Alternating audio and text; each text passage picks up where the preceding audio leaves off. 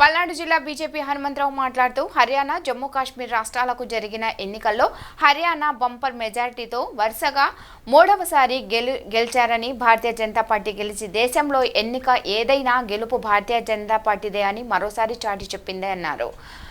హర్యానా రాష్ట్రం, జమ్మూ కాశ్మీర్లో ఎన్నికలలో నైతికంగా విజయం సాధించినటువంటి భారతీయ జనతా పార్టీ విజయానికి కృషి చేసినటువంటి ప్రధాని నరేంద్ర మోడీకి, హోంశాఖ మంత్రి అమిత్ షాకి మరియు హర్యానా, జమ్మూ కాశ్మీర్లోని భారతీయ జనతా పార్టీ కార్యకర్తలకు హృదయపూర్వక ధన్యవాదాలు అని తెలిపారు.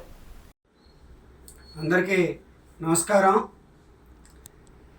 ఈరోజు జమ్మూ కాశ్మీర్ మరియు హర్యానాలో జరిగినటువంటి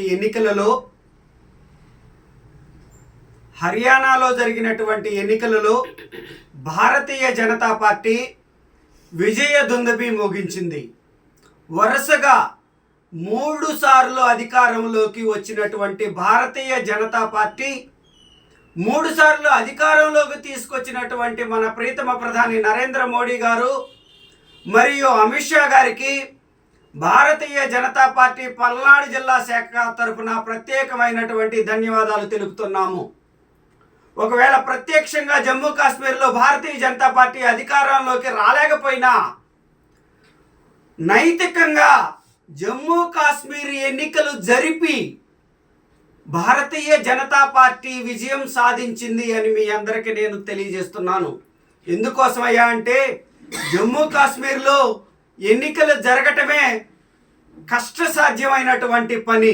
అలాంటి రాష్ట్రంలో ప్రశాంతంగా ఎన్నికలు నిర్వహించినటువంటి మన ప్రీతమ ప్రధాని నరేంద్ర మోడీ గారికి మరియు అమిత్ షా గారికి పల్నాడు జిల్లా శాఖ తరపున ప్రత్యేకమైనటువంటి ధన్యవాదాలు తెలియజేస్తున్నాను.